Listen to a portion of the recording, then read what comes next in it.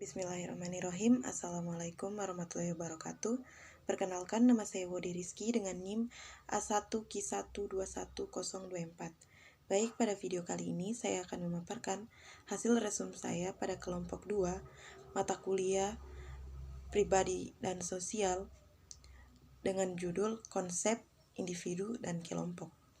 Langsung saja yang pertama yaitu pengertian individu. Arti individu adalah bagian terkecil dari kelompok masyarakat yang tak lagi dibagi lagi menjadi lebih kecil. Berdasarkan Kamus Besar Bahasa Indonesia, terdapat dua arti individu. Pertama, individu adalah orang, seorang, pribadi orang, terpisah dari yang lain.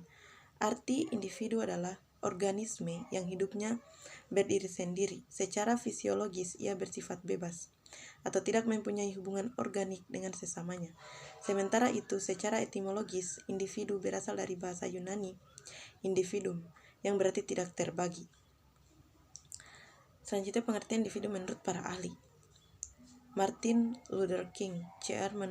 Menurut Martin Luther, pengertian individu adalah satuan kecil yang tidak dapat dibagi lagi, yaitu manusia yang hidup berdiri sendiri.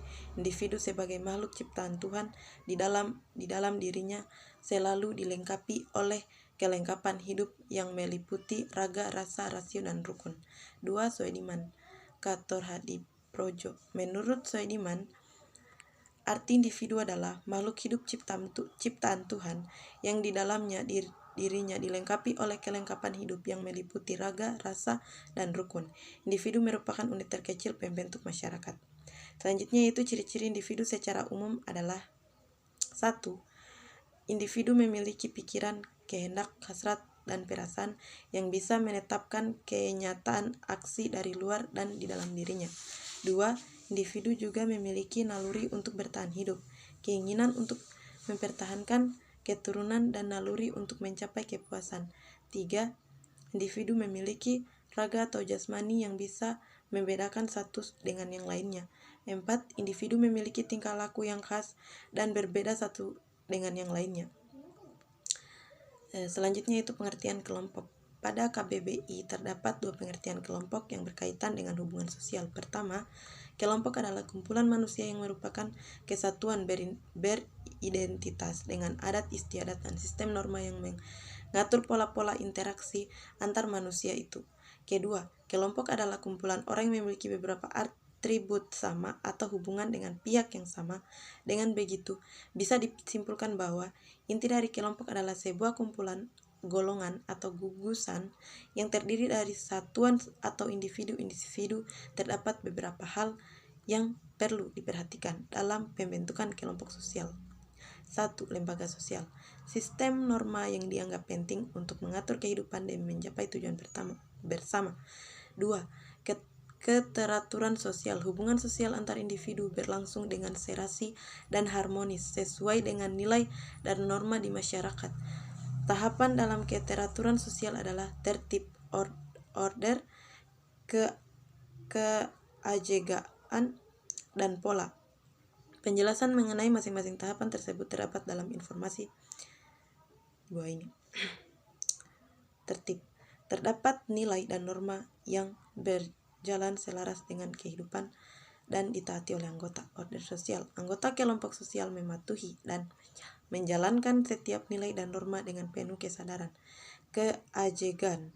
Keteraturan yang dilakukan oleh anggota berjalan dengan penuh kesadaran terus-menerus dan bersifat tetap. Pola. Keteraturan dalam bentuk dan warna dalam suatu interaksi sosial yang bersifat terus-menerus.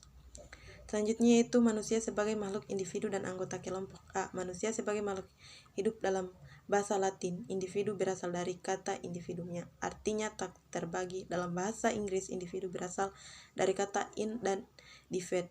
Kata ini salah satunya mengandung pengertian tidak, sedangkan divide artinya terbagi. Jadi individu artinya tidak terbagi atau suatu kesatuan.